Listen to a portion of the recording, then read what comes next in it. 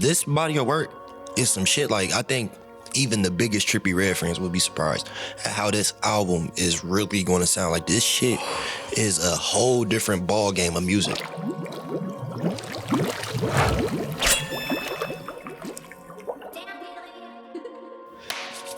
Welcome back, everybody, to the Soul Serum podcast.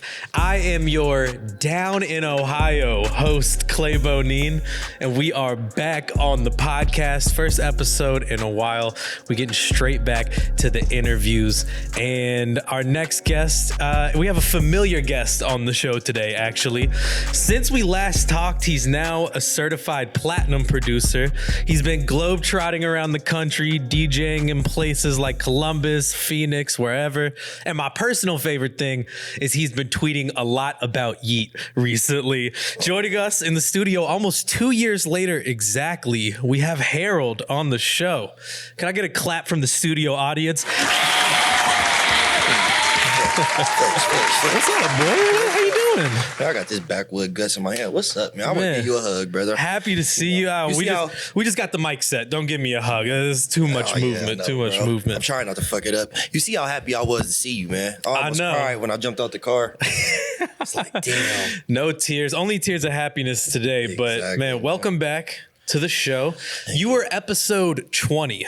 Number 20. This is going to be episode 88, I believe. I'm actually, picking good numbers, man. Yeah. So you've come back on two monumental episodes. 20 episodes in, I was like, holy shit! I can't believe we did 20 episodes. 90. And now I'm at 90, man, and I'm like, that's big time, brother. But I'm like, I got to get 100. That's big time. Like, though. 90 episodes. Hey man, let's give y'all a round of applause for that one. Thank you. I'll give myself a round of applause. Man. Shout out to you too, John, man.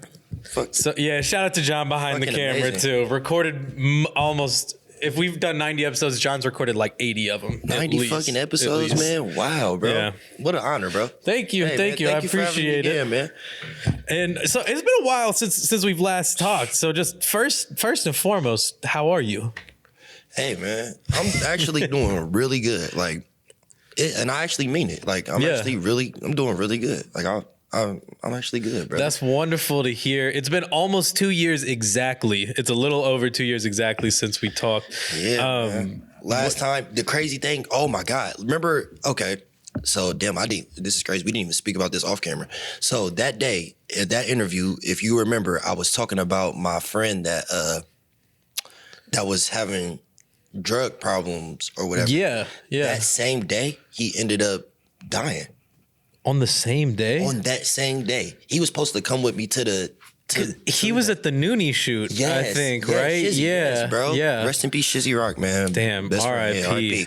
Good dude. But yeah, man, that day, bro, is crazy, bro. Well, like, it's really crazy. Like, that's actually one of, like, oh, God. Hold on now. Obviously, I rewatched our first interview before I did this interview, and it's one of my favorite episodes I've ever done. And honestly, one of the reasons is because of like we have a raw conversation on there about drug addiction, like, you know, your experiences with it, other people's experiences with it. And I'm just curious, like, how has it been since then for you, for what you see in the industry and everything? And like, the crazy thing is that conversation is very fucking relevant. Like, as far as people like not getting the help they needed because they're scared to speak out or whatever the fucking case may be, just not even able to access that type of help.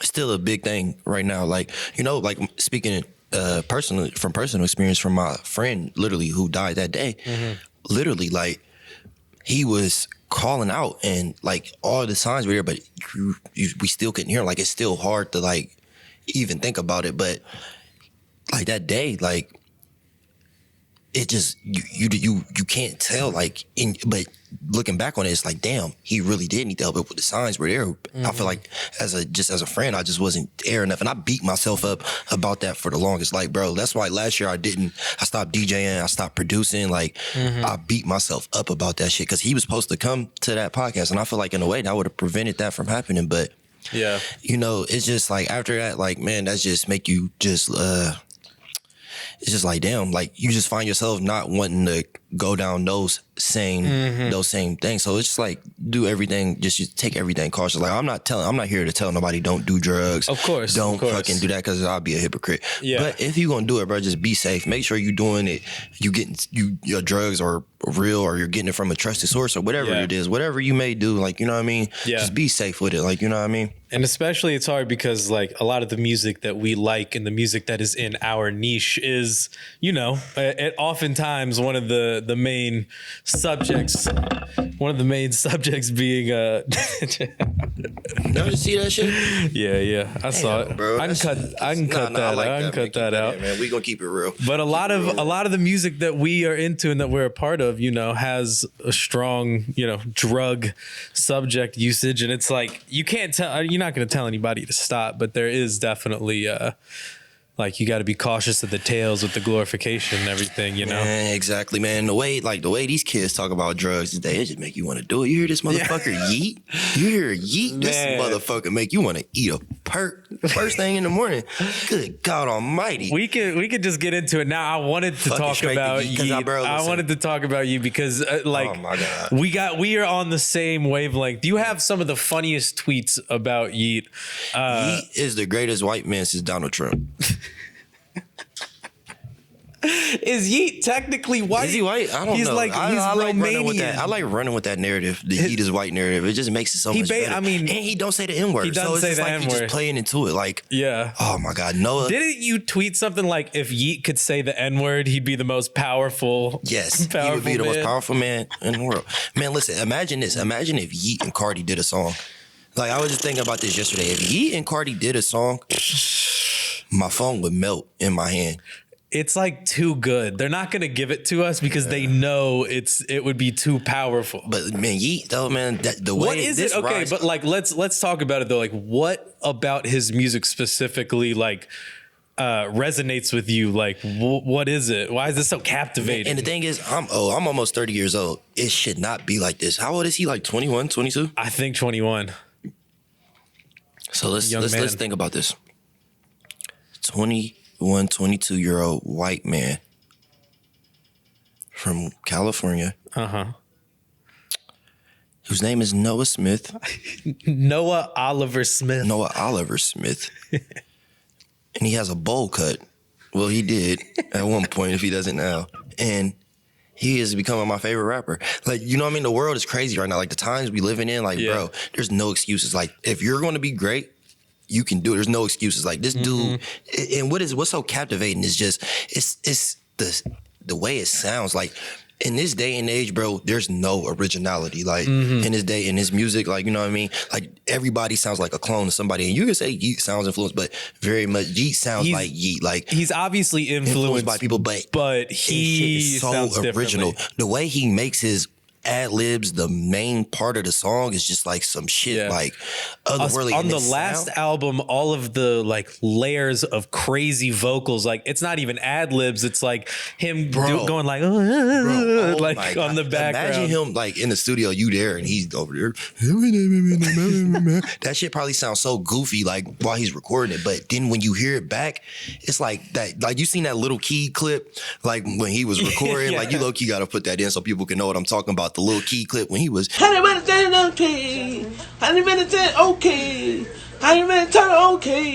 She needs some money for it, okay. But then that bitch ended up sounding fire when he played it back. Yes. Like, it's like that. But Yeat though, like, real talk, like on some, I'll be trying to make sense of the situation, like, of it. It really don't make sense. Like, how fast his rise is, like, and the way he did it, the formula and the way he did it, like, how fast he just kept dropping tape after tape after tape. And then once he caught it, he kept doing it and kept following the force. Like, that's a quick way to burn out. Like, he you know has what I mean? not slowed down in the release of his music. He's like on like a 2 album per year kind of. And then you see he just did what, 70K first week? The numbers are crazy. Like, not that numbers mean everything, but for somebody like Yeat making the music that he is making in the niche that he's making it in, bro, that's a lot of album sales. Bro, whether people want to admit it or not, numbers are going to always be a factor in music. So it's like, the business. I mean, it's exactly. So for him, a guy who doesn't even promote his own music, like what he does, he doesn't even be on Instagram. He fucking posts his album for 2-3 days. Yeah. And then back into the fucking cave. He'll just make up a word and just like, chunky monkey. Like, come on, bro. Like, that's original. Cranky and the thing banky. is, that's what it is. That's what's so captivating about him. It's like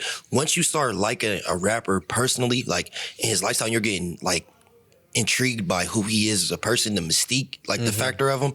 That's when you know you got something special. Like that's how it is for like Cardi and stuff. People are more interested. No, I'm not saying they're like, obviously they love his fucking music, but people are interested in him as a person. He don't let people into his world. So the mystique and all that shit, that shit is like plays into it. It makes the desirability goes up because people don't get to see much or hear much. I think that goes along with you saying the originality of Yeat and his music, because everybody else's path right now in music is post.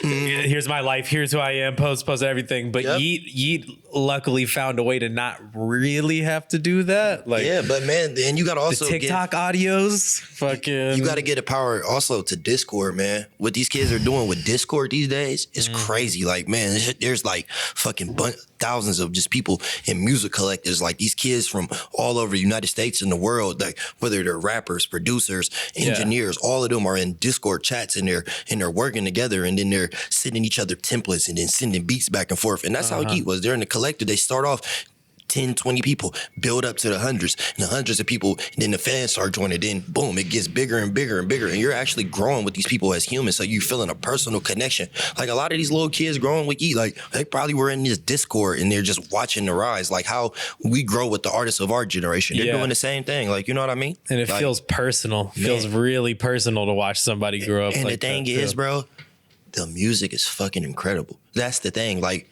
the music is fucking great. Like you know what I mean? On the album, like on his album, hold on.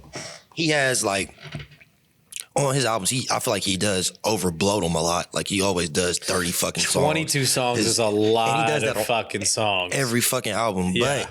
But on the most of them are though. Exactly. Like I like at least 11, 12 out of the 22. Like, you know what I mean? That's how it is on every album.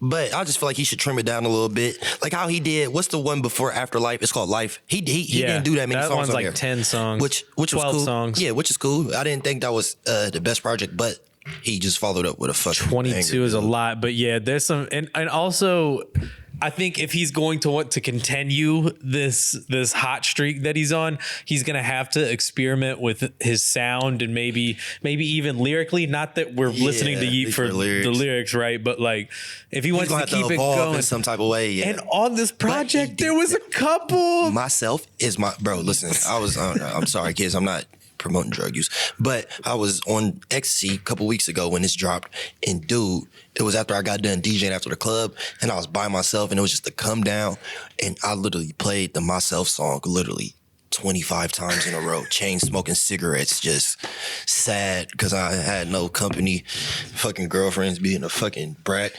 You know how that shit go, man. Just sad. That's chain that smoking time. cigarettes in That's the driveway. That time for that song, man. Just hearing the Yeat Myself, that should just make you want to just cry. Like that's when you know when music just make you feel an emotion, bro. That's just fire as fuck. You nuts. I definitely. I'm glad we got straight into talking about Yeat because that has been man, the biggest. You know, we claim ourselves as the world's #1 Yeat podcast here at the Soul Serum podcast. So I felt like as a connoisseur like yourself, we had to talk about. I might be Yeat's oldest fan, bro. The 30 and up club for Yeat, bro.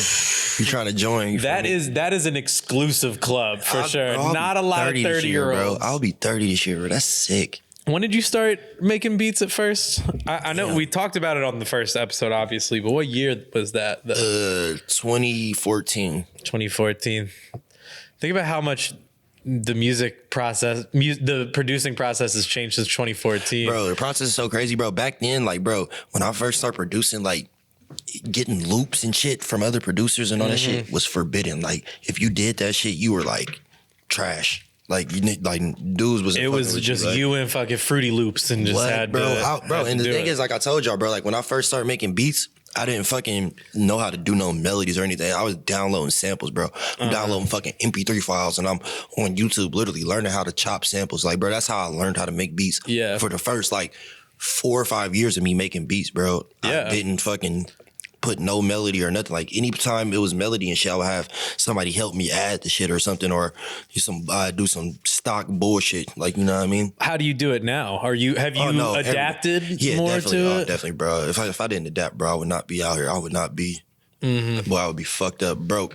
But as far as that, bro, like I said, bro, I just played the game. It's a. No, go ahead. You good? There we go. I kept smacking it. Yeah. No, you good.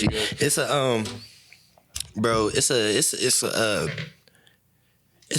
thing that you just got to be open to collaboration. You got to be open to shit. Like back then, I used to feel like my shit didn't stink. I didn't have to listen to nobody. I could just do this shit on my own, and this shit worked. Like, you know what I mean? It worked. I mean, it did what it was supposed to do. But now you just got to be open to collaborate. You got to be open to ideas. You got to be open to do shit that you're not normally doing. Like, you know what I mean? Like, and then like working on that Noonie project with Robert just really taught me a lot with just chord progressions and just shit like that, like in 2019, 2020. So learning from that, I just took a lot from then and just build from that. But now I'm just open to collaborate. Like I collaborate with a lot of producers now. Like a lot of producers send me shit, especially like when I'm working with Trippie and shit. Like when they see I'm in Miami, everybody wants a fucking album placement. Like, you know what I mean? So everybody's sending their best shit. Damn, that's hilarious. I never really thought about it like that. If they see you're in Columbus and you're like, send me loops, it's like, but they see you're in Miami with Trippie and everybody's like, oh yeah, I'll send an email. But but literally since like the beginning of this year though, it's like people just been constantly sending me shit because they see I've been back and forth to Miami literally 10 times this year already. So they just sending me shit.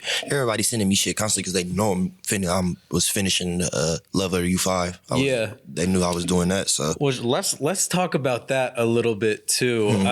Because I feel like the last time we talked, you and Trippie weren't like, at least it seems. I don't want to say y'all were on bad terms, but it seemed like now you all are back together, back in the studio, like talking a lot.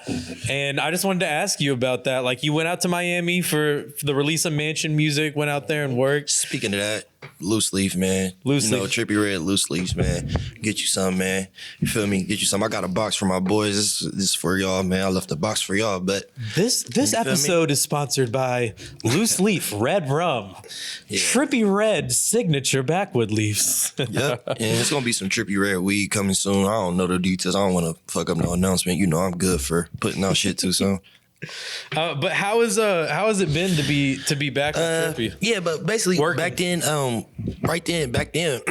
we was back then like when what was that, 2020 when we did that? 2020, February of 2020. Oh yeah, so right then and there, me and him we were talking on the phone. Like I was going out there, we was just hanging out. I think it was 21 technically. Oh, sorry, yeah. It was 21 or 2020. It was 21. It had to be 21. Yeah. Okay. If it was 21, then that was cool. Yeah. I will tell you exactly. Our episode came out on March 1st, 2021. That's when the episode came out. Okay. Then no. Okay. After that, by then, no shit. Set this shit up nice. I learned a little something. Media trained. All right, but 2021. Okay, so by then, March 2021, we was cool. We definitely was cool. I was definitely going out there to hang out with him. It wasn't even going out there to work on shit. I wasn't even going out there to work. I was just going out there to kick it with him. That's when he was first moving to Miami. So I was just going out there to hang out, you know what I mean? Just kick it with the guys and shit. I went out to Miami like 3 or 4 times that year, you know, just to get cool. And then, I mean, just to have fun and shit, just to hang out. Because like I said, last year. I mean, if your homie's got a crib in Miami, you go. Yeah, and then like I said, because last year I wasn't even focused on, I wasn't DJing or producing at all really because my dad had died earlier in the year. So rest in peace. Yeah, rest in peace. Sorry to hear that. It was just a turbulent like that. Like I said, right before that, my best friend had died. So it was just a lot of turbulent shit just going on, like, you know what I mean, throughout the year. So like I was just going back and forth, just hanging out. But then as I started getting out the funk and stuff, like, you know what I mean, he obviously signed that new mega deal, that the big one, deal, the big boy deal, the big one, the NBA deal. Yeah. But he signed that, and honestly, bro, it's just like we just getting older, and I just feel like honestly, I give him credit for this. I was just talking about this to him. Me and him just had this convo. He's actually just growing as a human, like, you know what I mean. He's just been, like, growing as a man. Like, he's older now, like, so. And he's younger than me. What is he? 24. Yeah, what? 23, 24? 23 yeah, or 24?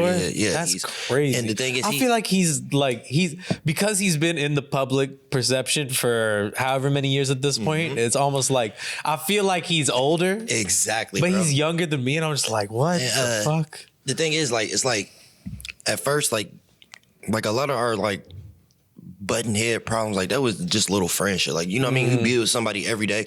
Like, I'm sure you and John, y'all hang out every day. Y'all argue over stupid shit. You start being like, I don't like the way you breathe. You get what I'm saying? What's going on? Like, yeah, just little shit like that. And little shit like that, like, you know what I mean? That just happened over the years. But it was never, like I said, it was bigger. I just made, like, as a man, I can admit accountability, like, where I fuck up. Like, I get where I feel like I'm wronged, or where my feelings are hurting, or my feelings are wronged in some type of way, and I'll just react, like, based off of that. And I was on Xanax, so it was really, however I was reacting was heightened times 50,000. Yeah. Like, you know what I mean? And just looking back, like, on a lot of situations, like, bro, he was young.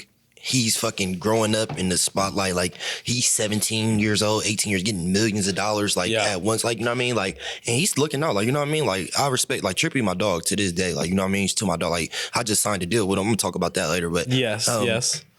But him just getting thrust into that spotlight and having that money and stuff, like, it's hard to deal with. And then you got everybody around him dealing with shit. Like, shit is hard. Like, you know what I mean? Yeah, life from back home doesn't stop just because you're in the spotlight making money now. So then, like, you know what I mean? Shit like that, of course, probably, like, you know, we gonna butt heads, but we're brothers at the end of the day. All that shit was here nor there. Now, like, now we just had such a good spot because, like I said, he's older and he's just, like, way more mature. Like, and he's on some shit, like, if you want it, like, I want to help. He's on some shit like, I want to help all my people get basically get rich, be in a position that they're straight.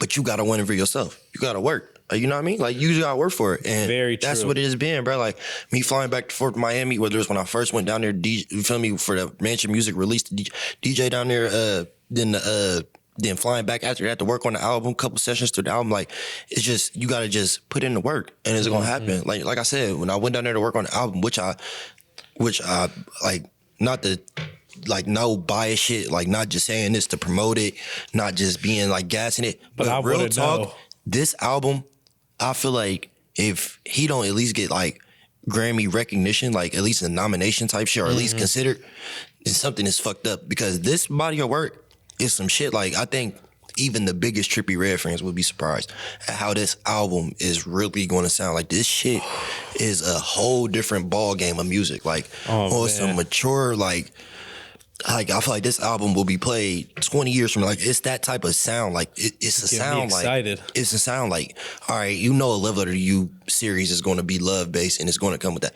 But the sound and the fucking subjects and the lyrics and the fucking, and just the way the lyrics, literally the lyric, like, you're gonna see a big improvement of this shit. Shit is crazy. Like, it's really a beautiful, beautiful fucking project. And you thinking, like, are you saying it's a reflection of his maturity in his own life, bro, and then it is now kind of come around to the music? Bro, you can hear the maturity. Because, like, I love Mansion Musik. Like, there's a lot of songs on it that I like, but I feel like, you know, it's Trippie that we've heard before in a way. You know what I'm saying? I like Mansion Musik. All right, so Mansion Musik is one of these things. Like, all right, Trippie has never just made a full trap rap project. Like, I mean, I guess in the category of, like, Future's Lil Babies, fucking, who else? Like, fucking Young Thugs, Dirk. Like, in that like, you know what I mean? Yeah. Where it's catered towards us. Like, you know what I mean? Just, you feel me? I mean, not to be racist or nothing, but catered towards urban community. Hey, you like that? You see, I was gonna say black, but I said urban. Listen, man, I'm really up here. Media I'm trained. media trained, You're man. Y'all media trained now. I'm telling you, man. And I know what you're saying, though. That he hasn't done, like, a album where, like, every single one of these songs is gonna be, and people don't realize it. Like, that's very experimental. Like, Trippie experiments a lot. Like, so when you experiment, it's either gonna be like this. It's gonna be really good or really bad. It's not gonna be in the middle for people. Like, you know what I mean? Like, that's how people look at it. Like, and especially in this day and age, and the quick judge, quick to fire tweet off to go viral. Yeah, it's gonna be either really good or really bad. So and it's cool to hate Trippie Redd, but that's whatever. But when they know when he come with these love projects, it's a whole different game. Like they know, like, you know what I mean? It's a whole different game. Like this shit right here is on some, dare I say, on some Drake level shit, like on some like upper edge. I'm telling you, bro. Now you're starting to talk kind of crazy, you, bro. Now And I'm not even just saying this on no shit like that. I'm telling y'all, when y'all hear it, y'all gonna be like, man, listen. I'm excited. On the first listen, it's gonna fuck you up, like. Bro, like it's a no skip album. It's not one of them. I can't reveal all the details. I don't even want to do it, but it's not no super bloated heavy album. It's not no 30 song album. This is a fucking played through, no skips, fucking classical, fucking of his generation. This is gonna be a fucking classic, bro. Like real talk, like on some love shit. Like this shit is on some.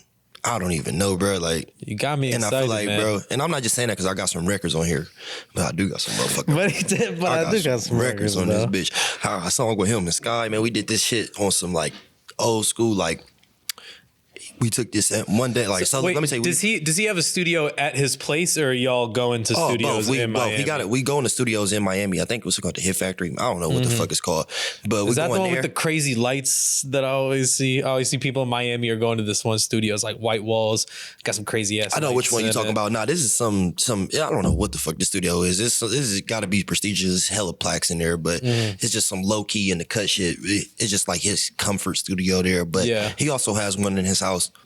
But yeah, bro, and at his house studio, like one day, like we were just sitting there, and he's going through playing some of the songs he like listening to and shit, like just old Tupac songs and shit. And he's like, he want to make a record like this. So we go through, we on YouTube literally for 6 hours with him just smoking blunts back to back, listening to fucking samples, bro. We find a sample, he find the samples, he like, you feel me? We download like 50 of them. So then the next day we go into the studio, boom, we going through the samples. He like, you do something with this, blah, blah, blah. Chop it up, boom, boom, boom. Man, we make this shit sound like a throwback Tupac record. I can't even explain it, but it's with him and his girlfriend. It's on some beautiful shit. It's The Trippie Redd Tupac? Bro, I know it sounds crazy. He did a verse. So this is what I mean by that. I'm not comparing on Tupac or nothing like that. Let me do it. Of course. This is what he did. He did the third verse on the song. He did a Tupac cadence. You gonna hear it in the way he's rapping Trippie Redd content, but it's in a Tupac cadence. Like, you know what I mean? And it's not, and the thing is, like, usually if people do that shit, it would sound corny. This shit is fucking crazy. Like, the way I'm describing it is not going to do it justice. But when y'all hear the song and hear the beat, it sounds like a sunny, like when the sun set in California and you at a fucking drop top 2023, 2024 fucking Benz and you fucking with the most beautiful bitch in the world. You feel me? And you got 750,000 in your fucking checking account. You feel me? And you just about to go have the best day of your life. And you feel me? The sun is setting. That's what the song sounds like. Like literally on some shit like that. Beautiful shit. Like that's ecstasy. That's the best music promo I've heard in a long time. That right there. That was the best music promo. That's crazy. He says 750,000 in your checking account. You feel me? Like that sounds crazy. I'm excited to hear it though, because I saw you. I think you said something about that on Instagram or on Twitter about like there's gonna be some Grammy type shit. Yeah, bro. I've been a couple YouTube videos from that, bro. Like Patrick CC, I seen that tweet. A couple for real? A couple videos. Yeah, bro. I'm like, okay.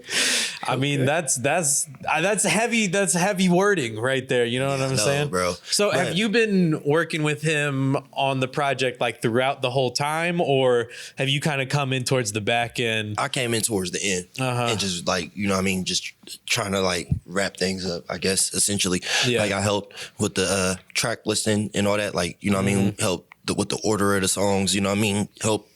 No, don't put that song in there. Put this one there. No, you could take that one out for this. Like, you know what I mean? So you're doing a little more than producing. Yeah, I don't even think about that. Damn, I could probably get paid for that now that I think about that. Oh my God. Trippie, you might have to cough up. Hold on, though. I'm gonna call the label. Hold on. Hey, Molly. You feel me? Hey. Because that's, I mean, that is producing, but it's not. Elliot, you're not. Hey, Elliot Grange. Listen. You calling the big names. Sir. Hey, I did it this time. It's producing in a different way. It's not necessarily I don't mean beat no making. disrespect, sir. Don't do nothing to me. I'm sorry. I'm literally just joking, guys. I'm joking. It's all alleged content.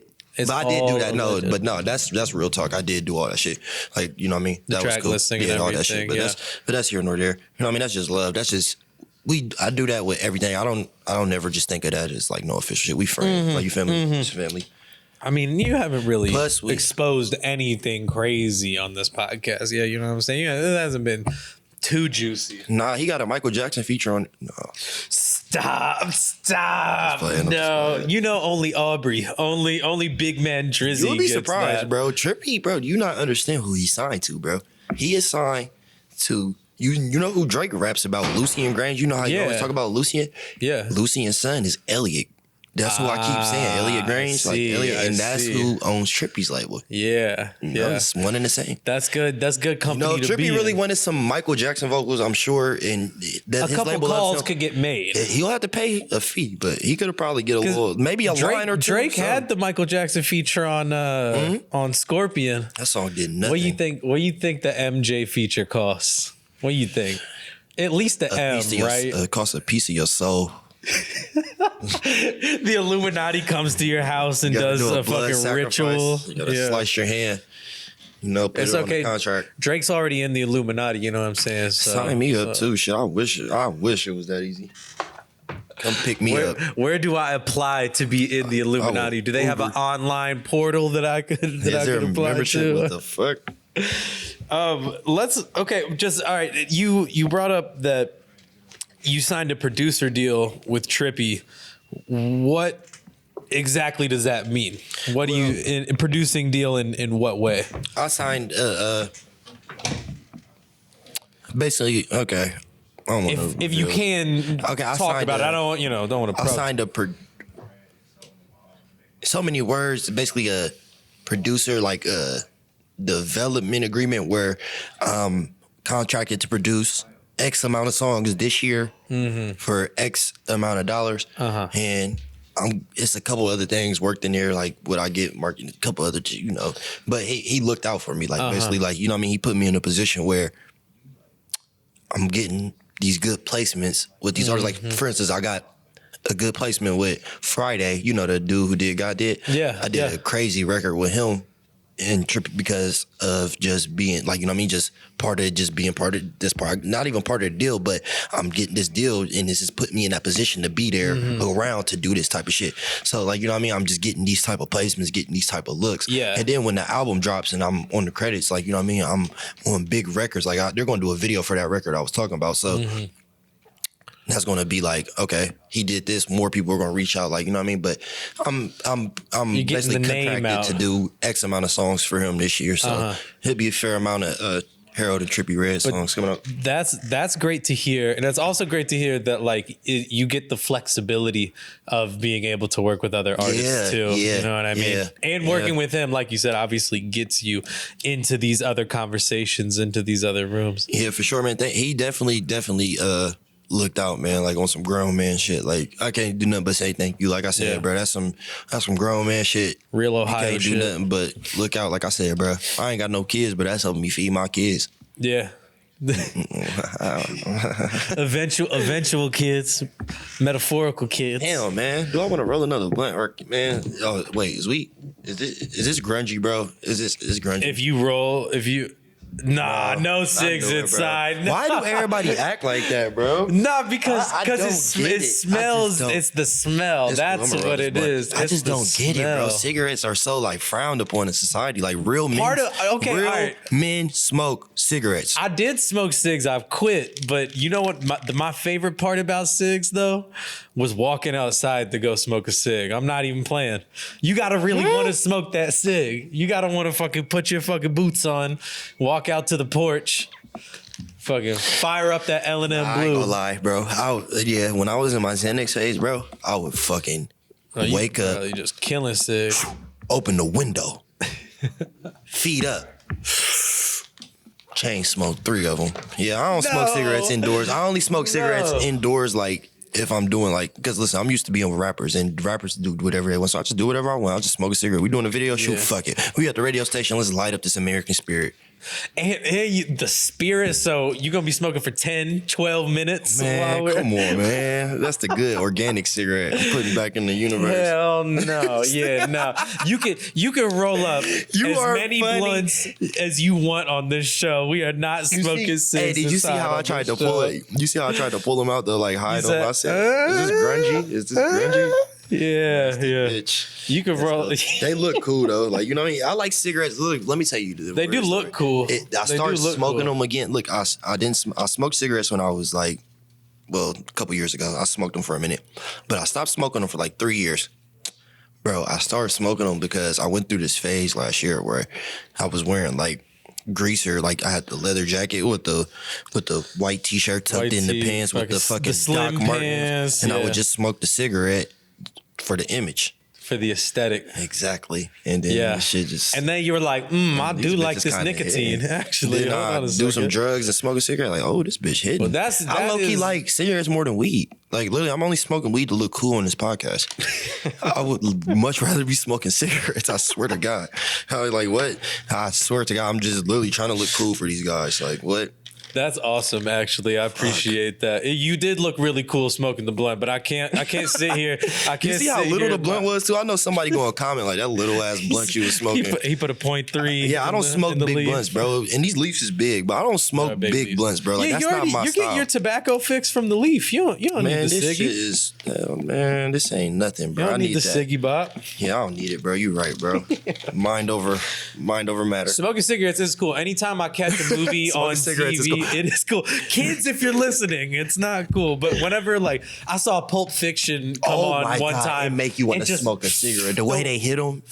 Oh, my God, bro. I love that shit. Yeah, that Cops smoke them, sweetest fucking movies. Bro, everybody. Bro, yeah, any Quentin Tarantino movie, they going to make you want to smoke a cigarette. When they hit you with the good flick. Oh, my God, bro. Man, yeah. You know who smoke a cigarette that make you want to smoke it? Matthew McConaughey. McConaughey? Whatever you say. Matthew McConaughey, yeah. Well, True Detective, or he be... Oh, yeah. And they always talk after they hit it. Yeah, and he smoke it, and he dragged the bitch, and then his eyes get big, and smoke barely come out, and take another hit. Man, I'm telling you, bro, it's ridiculous, bro. It's like, wow, give me a fucking cigarette right now, Matthew. Matthew probably is smoking. He probably smokes American Spirit Blacks. Oh, the real heavy ones. Oh my God, that should give you the spins. Yeah. You've been drinking. You hit an American Spirit Black. Is the devil. So one time at the bar, American Spirit Black, them bitches sound crazy. I tried what flavor is them? Death? It's death. It's straight up. It's like the Marlboro Red, but one step beyond the Marlboro Red. Yeah. Yeah, this dude called me a pussy because I didn't smoke Marlboro Reds. So you don't really smoke cigarettes, pussy. But I'll smoke a Marlboro Red if I'm on fucking shrooms. I'm not trying to smoke that shit and get cancer in one cigarette. Them bitches is harsh. Like, what? I've tried to bum a cig off somebody at the bar one time, and they pulled out the American Spirit Blacks, and I was like, "Oh yeah, I'm good. Thank you." Yeah, you're making me want to try one of them. I'm about to go buy some. Shit, fucking $8 a pack. How much is a pack of American Spirits? $8 in Cincinnati. Oh yeah, I got some bullshit going on down here. How much is a pack of American Spirits? I don't even know. In Columbus? Yeah, $12.49. Oh shit! Yeah, y'all got the crackhead prices. No, you know what you need to do? You need to go over the river to Kentucky before you go back. Kentucky has them cheaper than Cincinnati. Go to the liquor store. You said go to Kentucky? The liquor store by my crib, I live like right over the bridge. Every time I get off, it's people from Ohio turning left. In Kentucky is that? Covington. Oh, that sounds like a sundown town. It's not a sundown town. It's a nice bustling community across from Cincinnati. Say so. It's like I can't be out there past 6. I got a good corner store over there. Corner store over there. A corner store over there, man. Fuck, bro. Come on. You could play the lotto, buy a dab rig, and get a white tee in the same place. That sounds like my type of environment. I like that. I love a good corner store, man. And now that they know me over there and they like spot me on $1 or $2 every once in a while, I'm like, do they accept EBT there? Do they got EBT in Kentucky? Do you know what that is? Oh. Yeah. They got EBT. I don't know if they accept it over there. They probably do though. They hook it up. I'll fuck with food stamps. If you got some food stamps, holler at me. Me and my boys you feel me? We gonna make some shit happen with them. I be cooking, bro. Y'all don't even know. I'm really a great cook. Like, I cook. What, bro? Like, my steak game is ridiculous. Like, what bitches always be surprised? Oh, you can cook? What, bro? My girl, bro, I'd seduce her so crazy with the steak. That's the key, man. You cook a girl a nice meal. That's it. That's why I be in the kitchen. You can cook. You be seasoning your shit. Come on now, bro. Don't say come on like I'm just supposed to know, come bro. on now. I should pull out a photo right now. You got some seasoning. What seasonings you be using, bro? Let me hear. Salt, pepper, obviously, first two.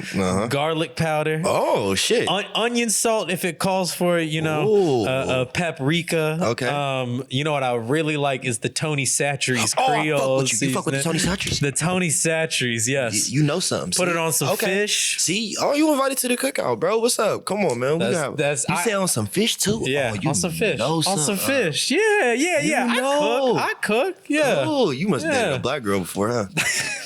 No, actually, I have not. I had a thing with a Puerto Rican girl for a little bit, but there was some seasoning. That's what I say. That's where the seasoning came from. There was some seasoning. Puerto Rico, yeah.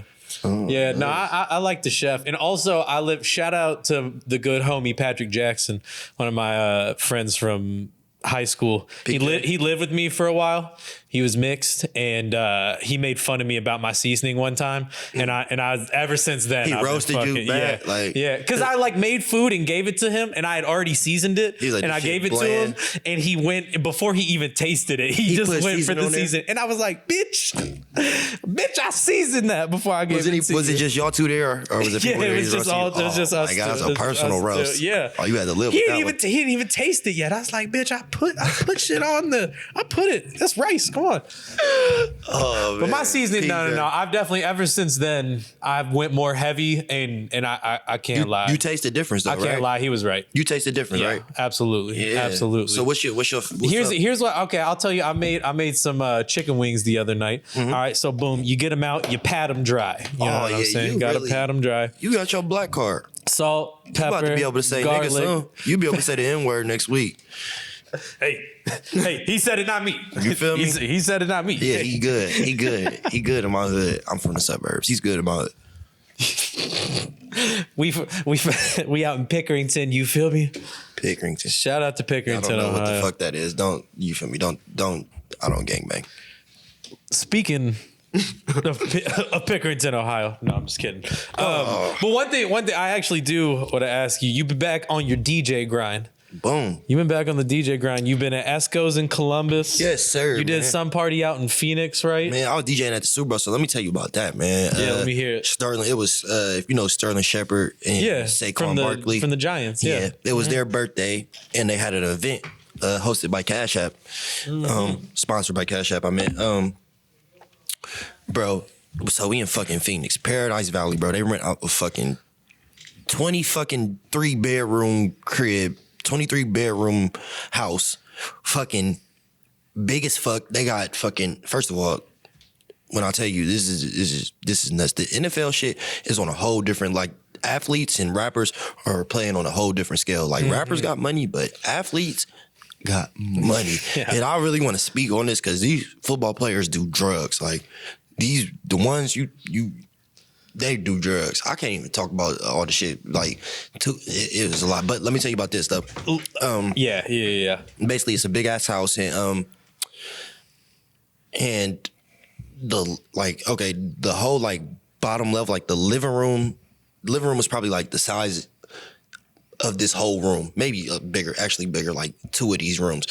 And like, that's where most of the people is congregated out. But it, like, the kitchen is like connected and it just stretches back. Like, so it's at least 800 people in this house, 700 people in this fucking house. I mean, I'm talking about this packed. Super Bowl like, weekend. I got video where I show you like how packed it was.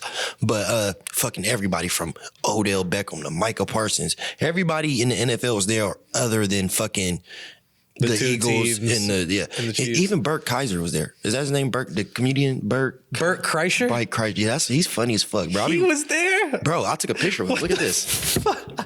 Look at this shit, bro. This is crazy. That was such a random name drop. That's crazy. Bro, I had to take a picture of him because listen, I watch his podcast for comfort. He's pretty funny. Like him, I fuck with him and Theo Von. Yeah, Theo Von. Theo Von is like really. I would love to hang out with Theo Von. I literally love Theo Von. I want to know how his brain works, bro. I got to show you this, bro. I had to take a picture of my boy Bert. Look at this, brother. I'm gonna send this to y'all so y'all can put this. Yeah, please do.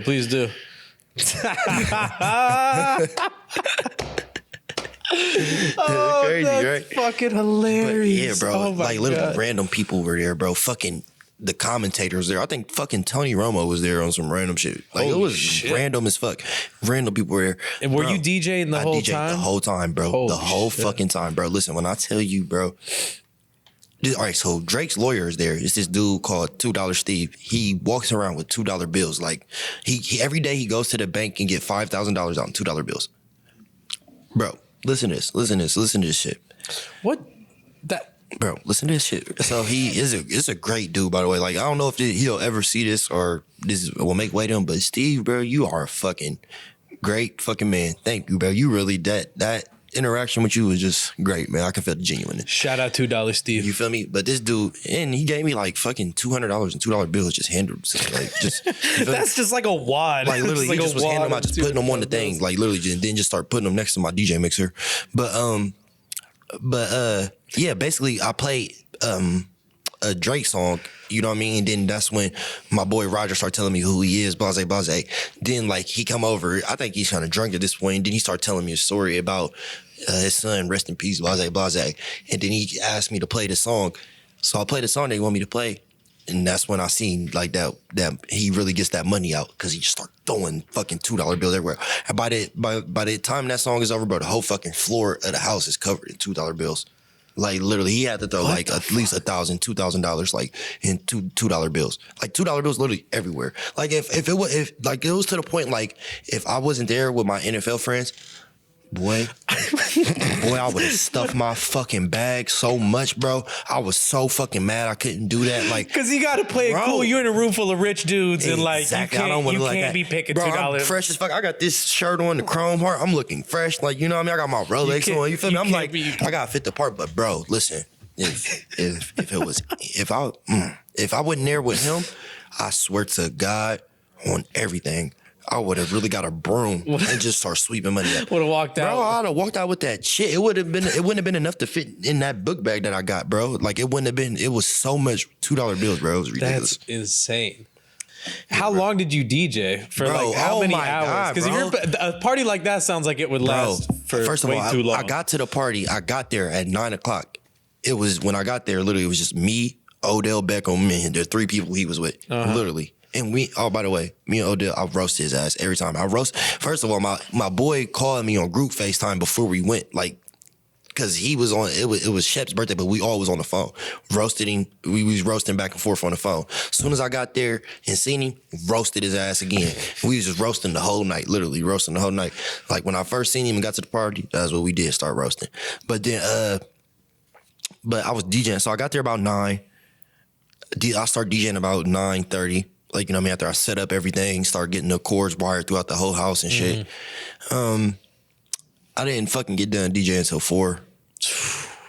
And then we went somewhere else after. Like, it was, bro, like I said, a that long Super night. Bowl weekend, like we was there from Wednesday till Sunday. Bro, that was the least amount of time I ever slept in my life, bro. I was so fucking exhausted when I got home, bro. Yeah. Like, bro, it was the wild, but that was the most fun I ever had in my life. I done did a lot of shit, but that shit was different, bro. Whether it's going to Michael Jordan's event to meet him, like all type of shit. Like, bro, the way athletes get around and the way rappers do are two totally different things. The athlete respect is totally fucking different, bro. What do you mean the athlete respect? Like, bro, Like the way that they respect you, or no, like the way the athletes get treated. Like the rappers Oh, get treated like how they love. are respected. Yeah, like how they Yeah. are respected. But because bro, people don't really understand like a rapper, like or like what a rapper is, and they're And- like, "Who's this guy with these pants on?" And bro, and but it's so an much athlete, different. they And understand. the athlete's bag, like their money is so much different than a rapper's bag. Yeah, Like, bro, like the rapper, like, don't get me wrong, Trippie and them always set me up nice and all that. But this Of shit, course, of the way course. they set this shit up, like it was, I didn't have to spend a penny on nothing. As soon as I landed went at the for free, airport, basically. the driver, but I did go, I got paid. and you got paid actually. They paid me profitable. so much. They paid me very good, Yeah. basically. What I'm gonna say is, and basically, bro, Doing well. he, as soon as I landed at the airport, driver, Yeah. 5-star hotel, fucking room service, 5-star. We go, drop my shit off, go to Balenciaga, go shopping, boom, go fucking get some more, go to a fucking 5-star restaurant, Mastro's, not paying a dime. Sterling Shepard? Yeah. Is he from Ohio? No. Is he? No. What's your connection with him? You just My boy played for the Giants, and him, Roger and him was cool, and shit, it was his birthday, and I was just around for the convo, and I was just like, you feel me? He was talking about his birthday and shit for the Super Bowl. I'm like, oh shit, who DJing it? He said, shit, we got a DJ, but if you want to DJ, you can DJ. Nigga, like, yes, hell I yeah, do. I'm trying to I wanna DJ. Yeah. Yes, the fuck I do. Yeah. So that shit just happened like that, and bro, it just ended up, that shit just fell in my lap like that. Yeah. I was right after I got done with the Future shit the week before with Mansion Musik. So it was just like, shit's just happening back to back, and then since then it's just been nonstop. It's been nonstop. Because you DJ at Esco's it's in 2 Chainz Columbus. shit. Yeah. That's nonstop. I do that. That was so crazy because I saw that he actually, John, you remember that dude's apartment we went to in Atlanta with the dude with the car? He lived like on the same street as Esco's. So like I knew about it. And then when I saw they were opening one up in Columbus, I was like, oh shit. Like not the market I would have expected, Bro, but also so kind of unexpected. makes sense, I guess. Like it seems like it's been it's been going and well. The thing is, that hasn't even been the grand opening with 2 Chainz coming is the March 24th. 25th. Oh shit. Yeah, that's the grand opening. Yeah, that's gonna be fucking lit too. And they got Boosie coming too. It's gonna be fucking lit. Yeah, he's fucking hilarious, right? Oh my god. What is he gonna do? Stand up comedy? Is he just gonna get on there, get on mic and just start saying wild shit? He needs to fucking drink some water.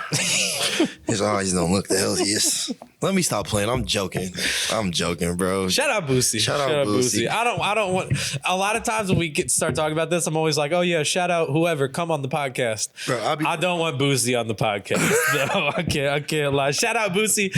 I don't really want him on the podcast. Why you don't want Boosie on the podcast, bro? Oh no, he said some questionable things. I'm just not. Oh yeah, you I'm ain't not, trying to get canceled. I'm not before rocking. you get started. Yeah, exactly. Like, what's Boosie gonna come on here and say? I'm just You be gonna like, say some shit about Dwayne Wade's kid. yeah, exactly. And they gonna put you in a weird spot. You gonna be like, what the fuck? I don't even want that. Let him. I saw him doing fucking construction work in his own backyard the other day. Keep doing that, Boosie. Put your energy into your yard work and your construction. Yeah, Keep man. doing that. Focus on yourself, King. So you took a little time off last year. What is the goals for you right now? What are you working on? Like what is happening next for Harold? I'm not gonna lie, man. I'm just trying to stay active, bro. Like after you don't realize how hard it is to get back into your mode, just to get back, like the people just wanting to mess with you, just getting back relevant, like, you know what I mean, getting back on the scene after you off, like, for a little bit, like, you know what I mean, like, bro, that shit is hard to get back to the level that you retraining your muscles, like, you know what basically. I mean? Like, it's like, damn, for a long time I'm like, damn, am I ever going to be back to the level I was at? Like, you know what I mean? You start questioning stuff, but at the end of the day, bro, you just gotta believe, bro. At the end of the day, I was like, fuck it. If this shit, like, I didn't put all my eggs in one basket, I just kept trying to work with whoever, like, you know what I mean? Like, fuck it. Whoever want to work, let's work. Let's get this shit going. And shit is just starting to fall, bro. I just pray, bro. I swear I pray a lot, bro. Like, every night, every morning, I pray a lot, bro. And it really been working. I don't know, like, real talk, that's literally the only explanation I got. I pray for a lot of stuff, and I swear God be looking out, bro. Like, I don't know why, me or whatever, bro, but I do know why, though, because I really ain't I really am a good person, bro. Like, I got a good heart and shit. Like, I'll be trying to look out for people. But still, bro, like, it be amazing me. Like, damn, you really just making it happen out of nowhere. Like, I'm surviving off of music. Like, this is crazy. Like, I'm living the life I want to live off of just music. Like, it's crazy, bro, when you think about it. Man, nothing gets me more excited than seeing people being able to succeed with their passion and with their art, whatever it may be. That shit, I love that shit. So what's the next steps? What's your immediate steps? You working on music? I mean, I know you've been working with Trippie, but what else? What else you got? I'm working on.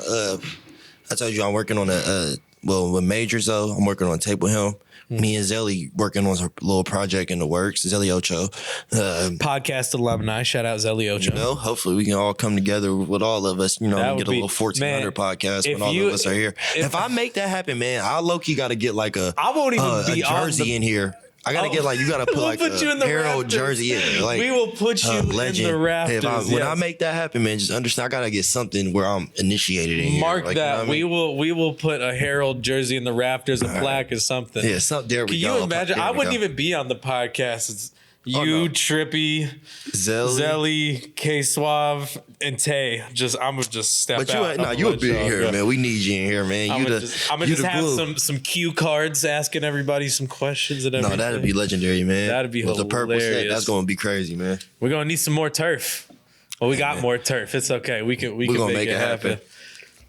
Man, But man, next steps, bro, for real, bro, is just for real. Just I'm constantly trying to find what's next too. Like, man, I'm always open to working on whatever with whoever, like, you know what I mean, whether it's a producer, whether it's a rapper, whether it's an engineer, like whatever. Like a lot like what I've been doing recently, like, is working with a lot of songwriters. Like, so I'll send a lot of beats and stuff to songwriters and stuff, and we'll shop those songs, and you'll be surprised, like a lot of artists who use these songs. Yeah, I was gonna say, is that a different process than working with a rapper, like being in a studio? It's with actually a the rapper? same exact process. Okay. It's the same. It's literally the same. But they like, just have like clients, damn near. Man, were you dropping the jug over there? I see. It just sounded loud as hell. Like it sounded loud. I was like, is dude playing the drums? It was Fiki's phone. It sounded loud as hell, Bro, though. But the songwriters have like clients. So how this go? Kinda, But yeah, like, different songwriters have different ways they go about it. Like, I was working with the singer, and we were working with Ariana Grande's writers, and their process is totally different. So, like, for instance, their process is you send them packs of, like, you got to send them packs, and they're going to go through every last beat, and they're going to find the one they like, and then you're going to send them the type of concept you want, whatever you want, and they're going to write a song based off of that.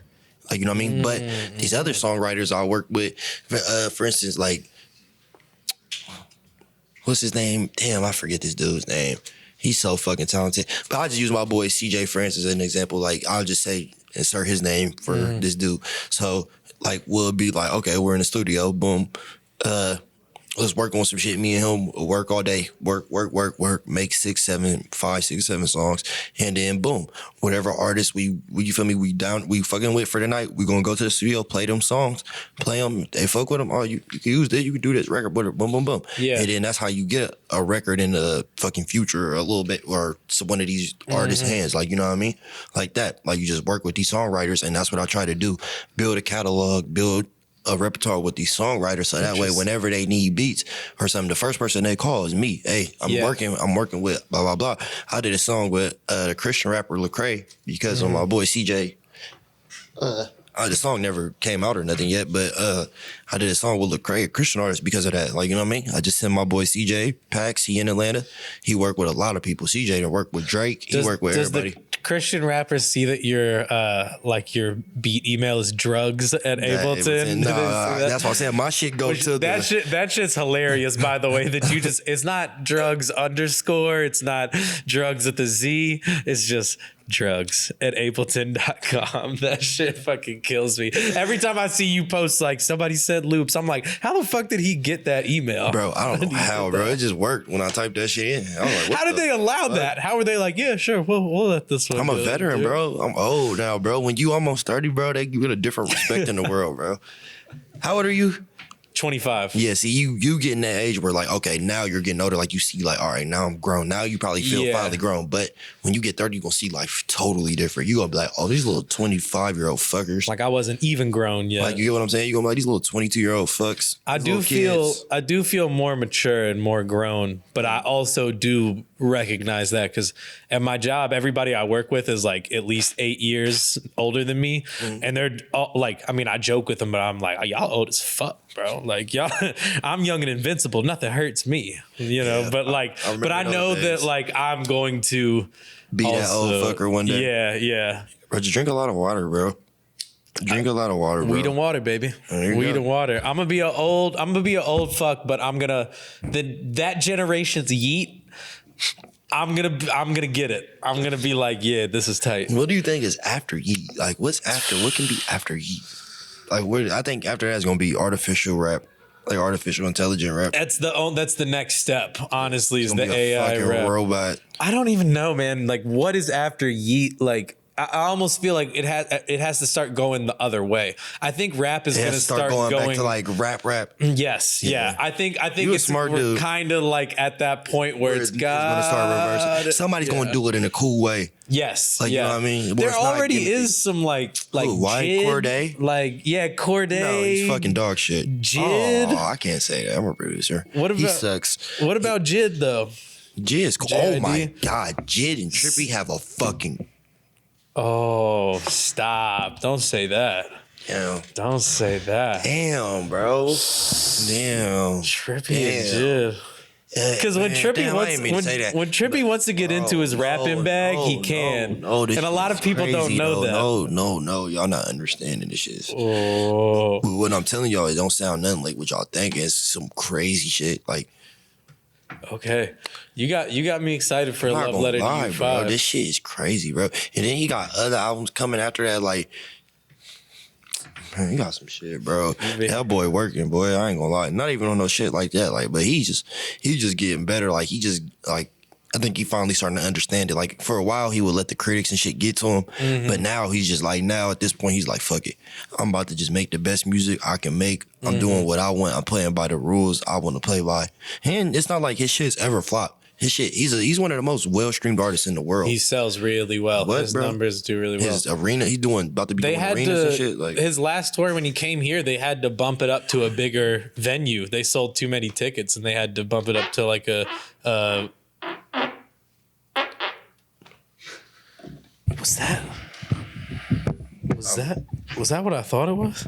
What was that? What was it? I don't know. Was that the chair? Was that the chair? Was that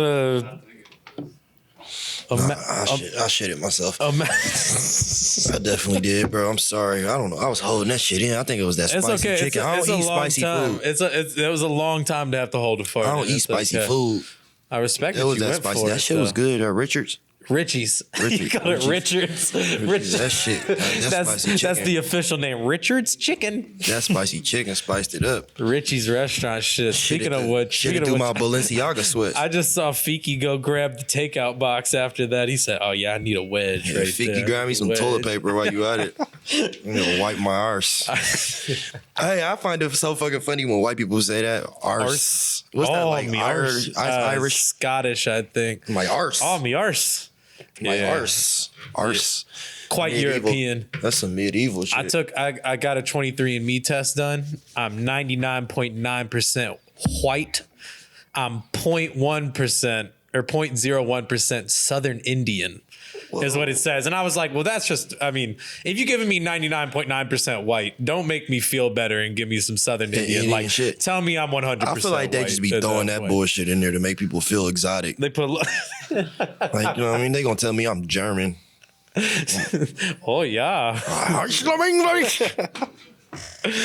Well, do you have anything else to say before we get out of here, man? I think we touched on a lot of bases here. Got a lot of good talks, good information in. Bro, I got on motherfucking Chrome and Balenci right now. Ladies seeing put that shit on. Fucking fresh. Look at me. Get my good side, man. Listen, I need this to be cut. Still, put this on a different little 15-second. This is just promo. Look at me. I got the crazy skincare routine. But you might have to pull your mic down a little bit. It might be in your face, huh? Oh, hold on. There we go. Yeah. Like that? Yeah. Okay. Ladies, listen. 15 seconds is all I need.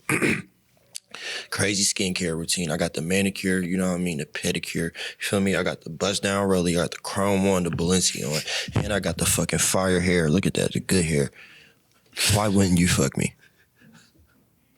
Nobody's ever just put like a online dating profile on the end of the podcast before. That's crazy. You feel me? I'm just asking a question. I have somebody I love, but she just got to get her head right. But I was just asking a question.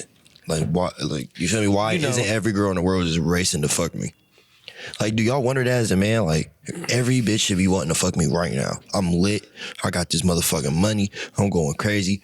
Why is not everybody bowing down to my knees right now? I feel like that would be a lot to handle. That would be too many bitches. Is there a thing? At one point I had too many bitches, but yes, that's what I'm saying. It's a good problem to have. That's what I'm saying. More money, more problems, more bitches. Brother. Amen. Was that the drummer?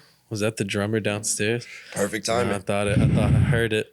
Well, Harold, I appreciate you. Where can they find you on the internet, by the way, before we get out of here? Yeah, I currently rebranded, man. I don't go by 808 no more. I go by Harold. Just Harold. My name is just Harold.